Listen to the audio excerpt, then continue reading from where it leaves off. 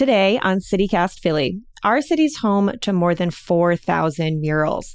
While these massive works aren't meant to last forever, priceless pieces are disappearing or threatened.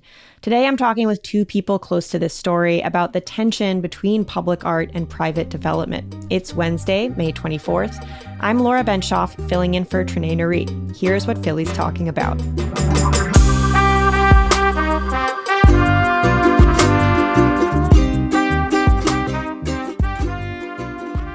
Shira Walensky, you're a muralist. Thanks for coming on the show. Thanks so much for having me.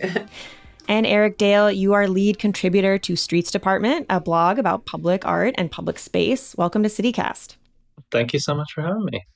So I want to start with Shira. You've painted dozens of murals around the city, and some of those have recently been destroyed. Can you tell me what happened? Yeah, I've been painting murals since 2000 in the city of Philadelphia mostly with Mural Arts Philadelphia. And you know when you're going in that this is not going to be permanent, and that's okay. But in the last several years, there have been so many murals that have come down, it's given me pause. There was a mural located at 7th and Moore called Language Lab, and it was a project working with new refugee communities from Burma and from Bhutan, and then the wider community in Southeast Philadelphia, Vietnamese, Khmer, Indonesian, Eritrean, Ethiopian, like a vast array of communities and languages.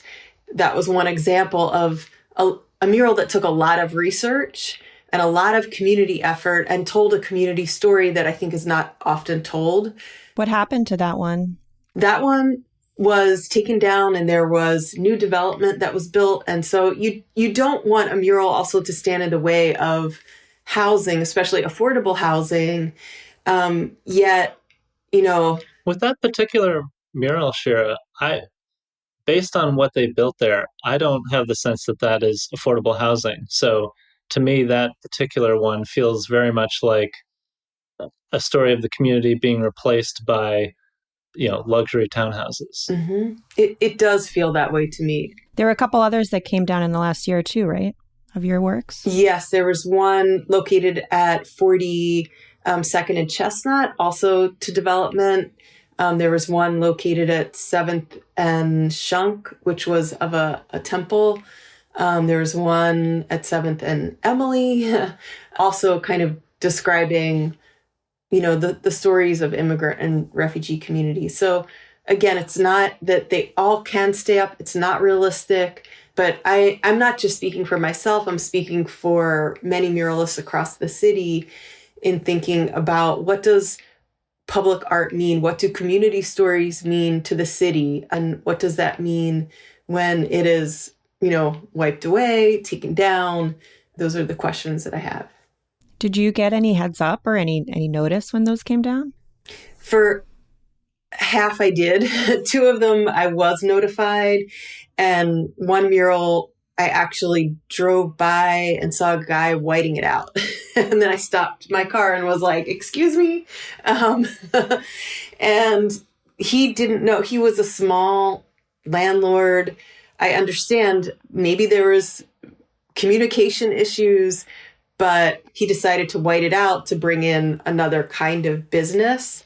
I think when you're not notified and you see it come down, that's terrible feeling because no one told me how, someone's just painting over it. Or there's certain murals that you just put so much time and work into and how how many people worked on it that you feel, really, angry and, upset. Yeah. And again, it's not all of them, but it's some of them really hit home. And I want to take a step back quickly for people who might not know. I'm wondering if one or both of you can tell me what's the backstory of Mural Arts, which is the big main mural program here.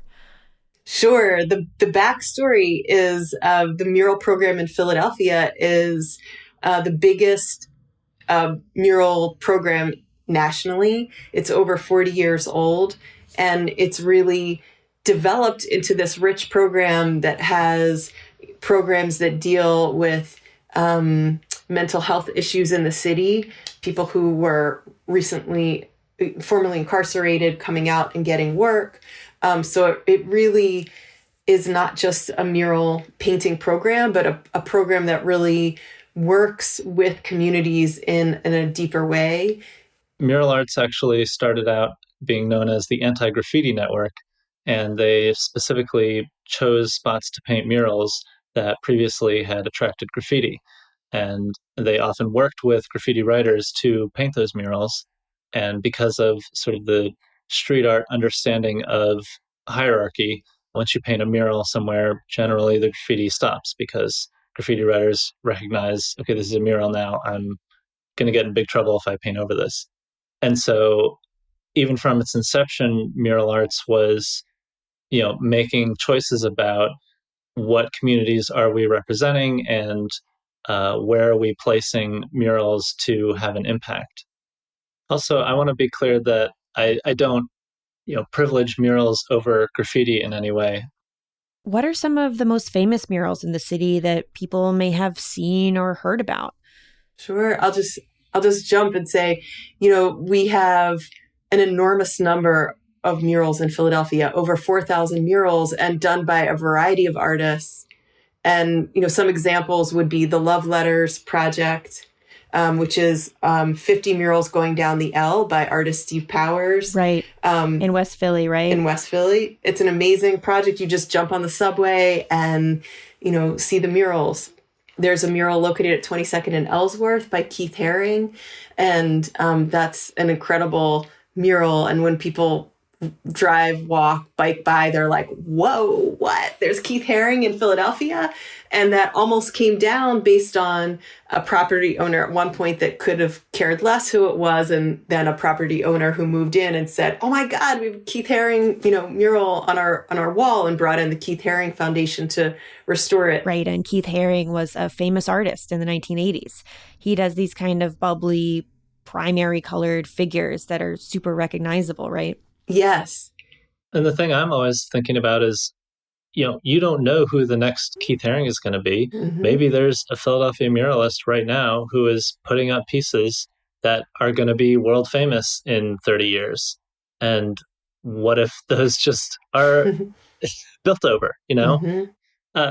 And moving beyond the scale of individual communities, just the fact that we have so many murals here now kind of says something about Philadelphia as a whole, that this is a world-class art collection that we have, and it turns kind of the whole city into a museum. And so you have to think about it from that perspective of our reputation on, the national and the world stage as having this amazing art collection, but yet we're letting, half a dozen pieces from it be lost every single year. It's kind of a concerning trend.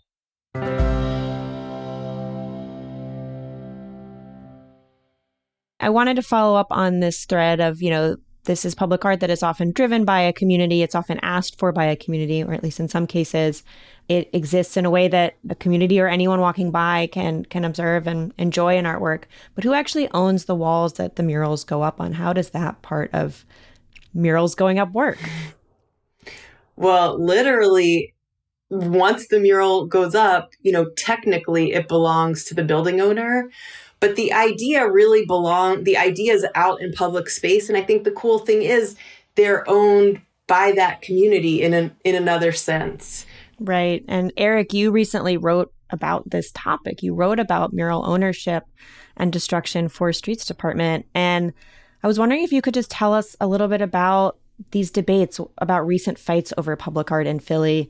I'm thinking about the very recent example of mosaics by Isaiah Zagar, who's a really famous Philadelphia mosaic artist. He works with mirror and tile, and his work is at the Magic Gardens in South Philly and all over the city. And now some of it's being destroyed.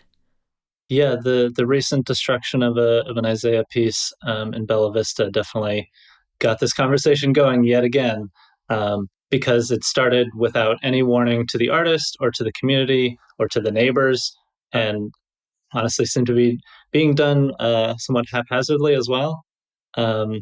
So, Yeah, there's plenty of examples of that, and lots of times there isn't even time for a debate or a discussion because someone decides to destroy a mural or tear down a mural, and uh, then it's done. There's nothing to be debated because the cat is out of the bag. Um, there's another Isaiah piece that has been going back and forth. Is it going to be saved? Is it going to be destroyed? Is it going to be saved? And it's on the former home of the Painted Bride Art Center in Old City. And the Philadelphia Magic Gardens has been fighting to preserve this piece for years now because they consider it to be a piece of Americana that deserves to be around for the next 100 years. And so the property was sold, and then the developer came back with a plan to save it, and the neighbors vetoed it, and the judge vetoed that. And so it's just been back and forth. And so they don't know what will happen to that mural. Shira, you've worked in this space for decades. Murals are coming down. What's driving that? What's changing the city right now? I do think that murals are coming down at a faster rate, and I think it's because of increased development in the city. And again, some of that is really good. Some of it is housing that's needed, and sometimes murals have to move on. But I think it's the pace of it, and it's the concentration in certain areas that that some of this is connected to gentrification, housing, that it's not exactly for the people that live there. Philly is kind of uniquely situated to have so many murals because of how row houses are designed and built in Philly. We have all of these great walls that are exposed on corners, but also wherever there are vacant lots. And you have seen, I'm sure as well as me, how many vacant lots around the city have been filled in recent years. And so all of that infill is taking away lots of space that could have murals or that does already have murals. Eric, I wanted to ask specifically because you wrote about some suggestions for changing the conversation about the way we treat murals, how we think about their futures and their ownership. Tell me what you came up with. What were your suggestions for how the city could move forward? Sure. So I'm no policy genius, but just talking with Shira and with Jane Golden and with Emily Smith from the Magic Gardens and hearing about what they have seen and witnessed and fought with, I came up with 3 sort of suggestions on my own of what seems to me might be helpful ways to try and get at this issue. So the first is just shifting the conception of ownership, because like Shira said, when it all comes down to it, it's up to the property owner. What if every mural comes with a contract that outlines joint ownership with the property owner where it's painted? So that if the property owner decides they want to tear down the building, well, in order to do that, they have to buy out the other half of the ownership of the mural. And then that could then fund a mural somewhere else potentially.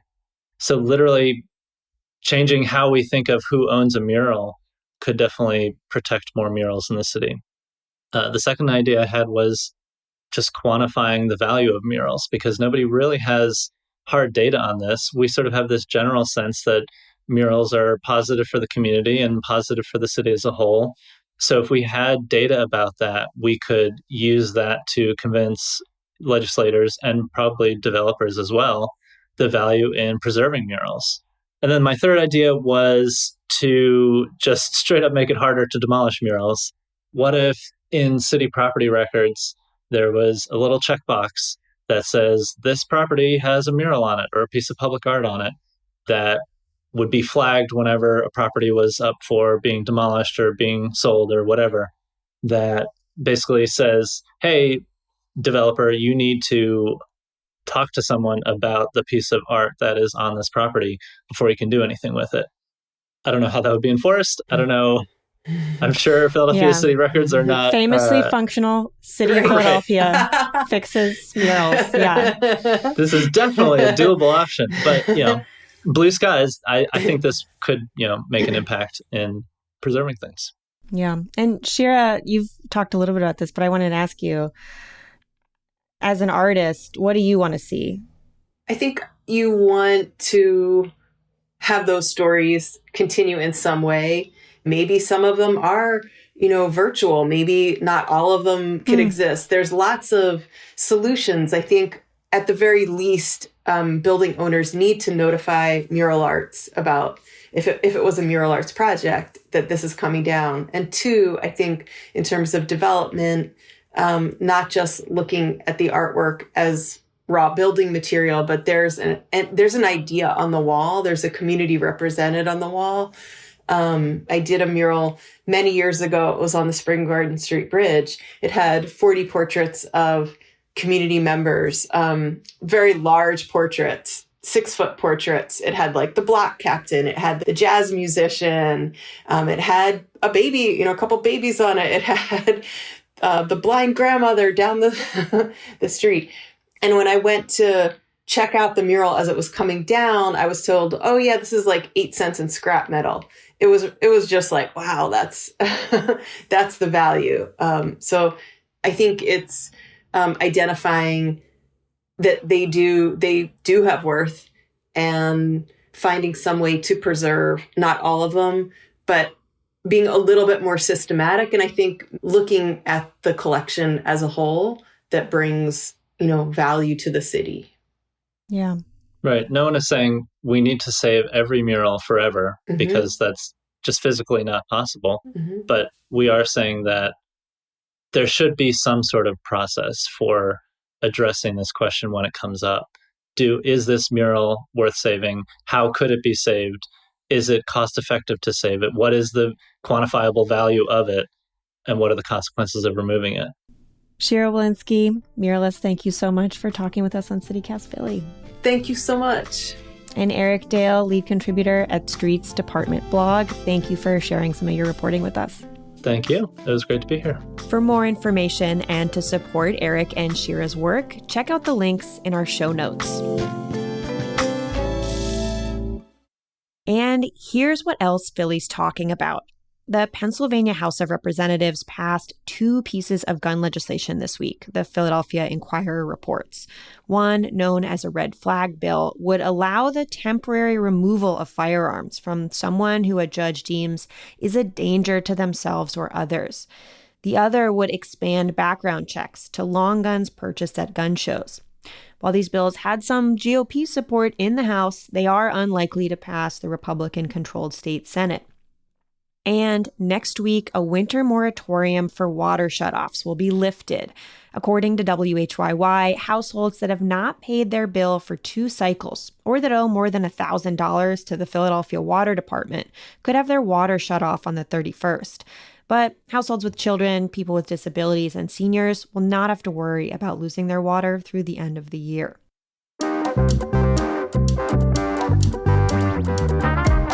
That's all for today here on CityCast Philly. If you enjoyed the show, tell someone who loves murals. Rate the show, leave us a review, and hit that subscribe button.